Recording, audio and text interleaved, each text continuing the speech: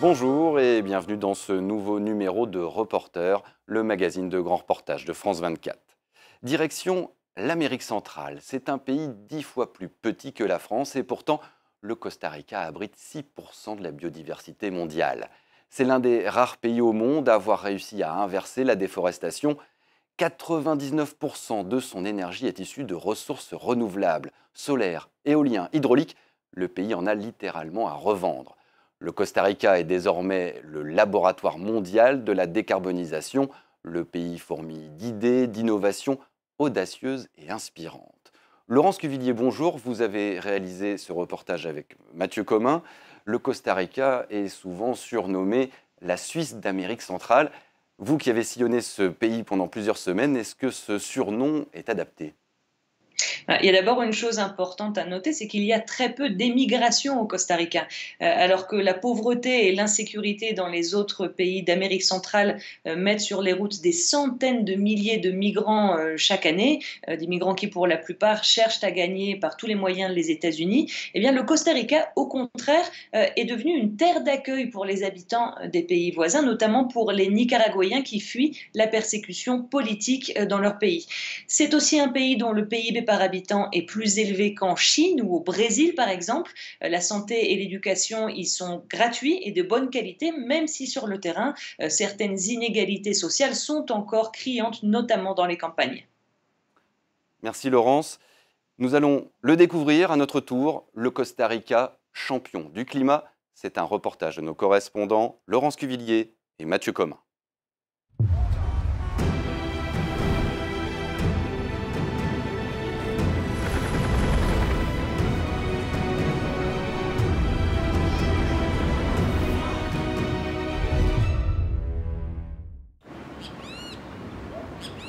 Vous rêvez d'un pays où l'écologie est au premier plan, où les forêts ont regagné du terrain chaque année depuis des décennies. Le Costa Rica, moins de 0,1% de la surface terrestre, mais un concentré d'idées vertes. On vous y emmène, en voiture électrique bien sûr. Première étape, Curridabat, en banlieue de la capitale, San José. C'est ici qu'est né le concept de Ciudad Dulce, ville douce, c'est-à-dire une ville qui absorbe plus de CO2 qu'elle n'en produit. Prenez tous une poignée de terre et on va voir si elle n'est pas saturée d'eau. Le maître mot de la municipalité, la régénération. Les habitants apprennent à enrichir naturellement les sols pour faire pousser leur potager ou participer à des activités de reforestation urbaine. Dans cette grande serre en construction, la ville cultivera ses propres arbres. Ce projet de serre naît de notre besoin de compter sur des espèces végétales natives. Parce que bien souvent, le marché des végétaux est inondé d'espèces qui viennent d'Afrique ou d'Asie. Donc, dès qu'on aura fini de la construire, la phase suivante consistera à aller chercher des souches d'espèces autochtones dans les forêts environnantes. Lorena a étudié l'agronomie, mais à une époque où l'on misait sur les fertilisants et les pesticides pour produire plus. Elle a tout réappris sur les bases de l'agriculture régénérative. C'est en prenant soin de ce potager qu'on s'est rencontrés. On y passe tout notre temps. Son jardin foisonne désormais d'espèces tropicales galvanisées par un compost fait maison. Ce bac compost, c'est la municipalité qui me l'a offert. Et j'ai eu un cours pour apprendre à m'en servir.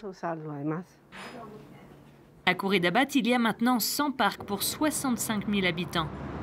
La rivière qui traverse la ville est devenue un couloir biologique pour que la faune puisse prospérer de nouveau.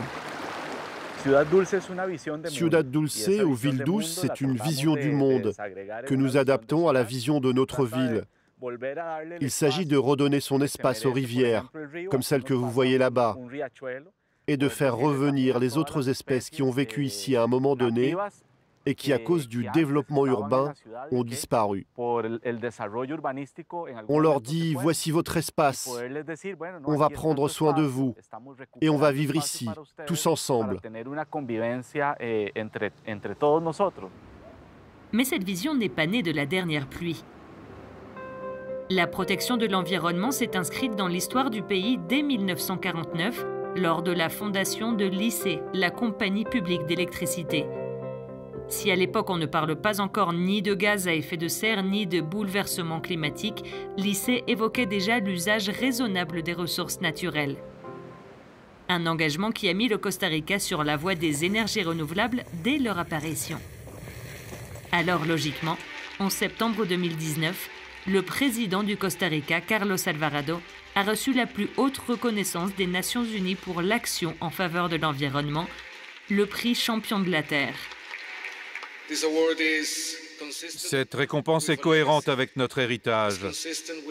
Elle est cohérente avec ce que les générations de mes grands-parents et de mes parents avaient créé pour le Costa Rica. Aujourd'hui, 99% de l'électricité costaricaine est décarbonée. Le pays a la capacité d'en générer 2 fois plus que sa demande nationale. Près de 8% de cette électricité est générée ici. Le barrage de Reventazón. Une centrale maintes fois citée en exemple de bonnes pratiques environnementales et sociales. La faune aquatique a son propre passage protégé des générateurs et le cours d'eau n'est pas altéré. Le débit naturel, c'est ce qui nous aide à garantir que les activités sportives et de pêche peuvent continuer en aval de la rivière. Ces investissements titanesques ont été rendus possibles par une autre particularité locale. Le Costa Rica n'a pas d'armée. Elle a été abolie en 1948 et son budget redirigé vers l'éducation, la santé et les infrastructures. La clé, c'est la planification.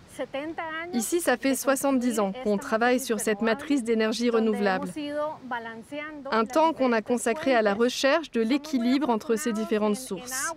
On a la chance d'avoir beaucoup d'eau, de volcans, de vent, et nous avons un potentiel d'énergie solaire que nous n'avons pas encore bien exploité. Et cette électricité, on la retrouve dans ces bornes de recharge au bord des routes. Il y en a 70 en accès libre dans le pays, de quoi couvrir confortablement le territoire. Donc quand j'arrive, la première chose que je fais, c'est de connecter la prise à mon véhicule. Voilà. Et après, tu passes ta carte ici et tu verras s'afficher carte autorisée. Cet utilisateur découvre leur fonctionnement. C'est la 3e fois que je recharge ma voiture en 2 semaines. Je viens juste de l'acheter. Et ce que j'ai économisé en essence jusqu'à maintenant, ça représente 150 000 colones, environ 300 $. C'est une économie importante pour moi. Et combien vous coûte la recharge? Pour l'instant, c'est gratuit. 2000 véhicules électriques circulent au Costa Rica. 1% environ du parc automobile. C'est encore peu, mais c'est le seul secteur de l'industrie dont les ventes n'ont pas baissé pendant la pandémie. C'est un geste pour la planète. Et comme ici, on produit de l'énergie propre, c'est cohérent. 65% de réduction sur le prix de la vignette, exemption des restrictions de circulation. Tout est fait pour rendre cette option alléchante. Alors que le parc automobile reste une grande ombre sur le tableau de la performance écologique. La région de la capitale San José abrite 1/3 de la population du pays et le trafic est constamment engorgé. Mais le futur de la mobilité électrique semble bien engagé. On a un avantage sur certains pays qui sont beaucoup trop grands et qui auraient donc besoin d'un réseau très étendu. Nous, avec des véhicules d'une autonomie de 200 km, comme ceux qui étaient sur le marché il y a 2 ans, vous pouvez tout à fait aller de San José à la côte Caraïbe ou à la côte Pacifique et profiter de ces plages si jolies. Des jolies plages? Ah oui, et une nature exubérante. On vous emmène dans la forêt tropicale à perte de vue.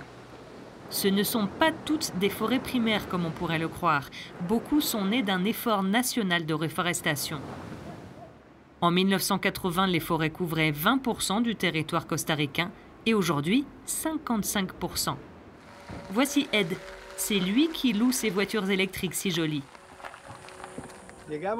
Bienvenue à Maquenque, un endroit spectaculaire, membre du Green Circle, le cercle vert. Ed travaille dans l'écotourisme depuis une quinzaine d'années. Son agence offre des expériences entièrement écologiques, location de voitures électriques et réservation ici par exemple. Des expériences en immersion dans la jungle au contact de la faune. Pas de climatisation ni de télévision, pas de tondeuse non plus, et des aliments produits sur place. Ed s'est lié d'amitié à Eduardo qui s'est lancé dans l'hôtellerie écologique avec ses 6 enfants. Petit rituel de bienvenue, on presse un jus de canne frais. Eduardo n'avait que 10 ans quand il est arrivé ici. Sa famille faisait partie des pionniers de la jungle. Toutes ces terres et ces montagnes étaient vierges. Ça n'appartenait à personne quand je suis arrivé ici il y a 63 ans. Chacun pouvait prendre les terres qu'il voulait. 500 hectares, allez hop. Et notre viande aussi, elle venait de la forêt. Il y avait tellement d'animaux, des tapirs, des opossums, des singes. Après, les gens ont commencé à attraper ces animaux, non pas pour les manger, mais pour les vendre. Alors ils ont commencé à disparaître. Puis ce fut l'histoire d'une renaissance pour ce lieu où la forêt avait presque disparu en l'espace d'une génération. Mes enfants se sont mis à dire « Papa, il ne faut plus couper d'arbres. On va faire du tourisme ici. » Et les touristes, ils aiment la forêt. « Papa, même les serpents, il ne faut plus les tuer. » Parce que les touristes aiment voir les serpents. La grande ferme d'élevage extensif de la famille s'est transformée en corne d'abondance biologique. Au début, c'était difficile, parce que les touristes, pour nous, c'était des extraterrestres. Et petit à petit, nos voisins, qui étaient tous des chasseurs, ont commencé à voir qu'on s'en sortait mieux qu'eux, financièrement, en prenant soin de la forêt et des animaux. Alors, ils ont commencé à faire pareil que nous. Une agriculture diversifiée, intégrée dans le paysage tropical, cultivée et consommée sur place, un des piliers de ce tourisme d'un nouveau genre. Le tourisme doit refléter l'essence d'un pays. Et au Costa Rica, cette essence, c'est l'écologie. Il semble que cela fait bel et bien effet sur les visiteurs. On n'avait jamais vu un pays pareil, avec autant de nature et de vie sauvage. C'est impressionnant. On ne s'y attendait pas. Au Costa Rica, 1/3 des terres sont protégées. Le pays fait partie de la coalition pour la haute ambition climatique, qui plaidera lors de la prochaine COP pour un objectif recommandé par la science, protéger au niveau mondial 30% des terres et des océans. Une mesure qui permettrait non seulement d'absorber de grandes quantités de carbone, mais aussi de régénérer de la biodiversité.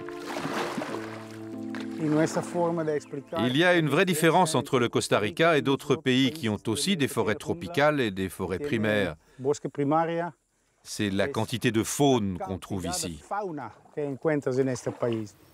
Dans les instances internationales, le Costa Rica est aussi une voix puissante pour représenter les pays en voie de développement victimes des bouleversements climatiques. Chaque année en Amérique centrale, des ouragans dévastateurs font des centaines de victimes, détruisent des infrastructures et les récoltes. Puis suivent des périodes de sécheresse extrême qui jettent des milliers d'agriculteurs sur les routes de la migration. Lors de la prochaine COP, la ministre de l'Environnement conjuguera des propositions ambitieuses à de nécessaires coups de poing sur la table. Chacun de ces événements destructeurs est un coût énorme aux finances publiques. Il faut de nouveau sortir de grosses sommes, de nouveau reconstruire. Alors on emprunte, on s'endette. Et c'est un engrenage qui me paraît, je dois dire, très injuste. Au final, ce sont nous qui payons les effets de ce modèle ultra carboné. C'est une dynamique que l'on doit rompre, collectivement. Dans une Amérique latine qui n'est pas encore passée à l'action contre le changement climatique, le Costa Rica a devancé tout le monde sur le chemin de la régénération écologique. Nous laissons derrière nous notre fidèle voiture électrique et repartons de ce petit pays convaincus qu'il a de grandes idées à offrir. Magnifiques images, ça donne envie d'y aller. Laurence, le pays a-t-il encore des progrès à faire en matière d'environnement ou a-t-il déjà atteint l'idéal d'une société écologique ? Non, le Costa Rica affiche encore quelques zones d'ombre dans ce domaine, notamment en ce qui concerne ses cultures d'exportation, comme le café, les ananas, les bananes. Les exploitants ont encore massivement recours aux produits agrochimiques et le Costa Rica est malheureusement le pays au monde qui utilise le plus de pesticides avec 52 kilos par hectare cultivé. Des cultures qui en plus apparaissent parfois dans des zones naturelles protégées et sans passer par le processus d'autorisation du gouvernement. Il faut savoir que le Costa Rica est le premier producteur mondial d'ananas sur une surface qui, on l'a dit, représente moins de 10% du territoire français. Et le gouvernement costaricain, tout écologiste qu'il est, n'a pas encore saisi ce problème à bras-le-corps et s'il le fait, il devra s'attendre à une forte résistance des exportateurs. Cela dit, dans le concert des nations, le Costa Rica reste parmi les voix les plus fortes et les plus ambitieuses en matière d'environnement et le président du pays, Carlos Alvarado, nous a dévoilé ses objectifs pour la prochaine COP de Glasgow lors de l'entretien qu'il nous a accordé. On l'écoute.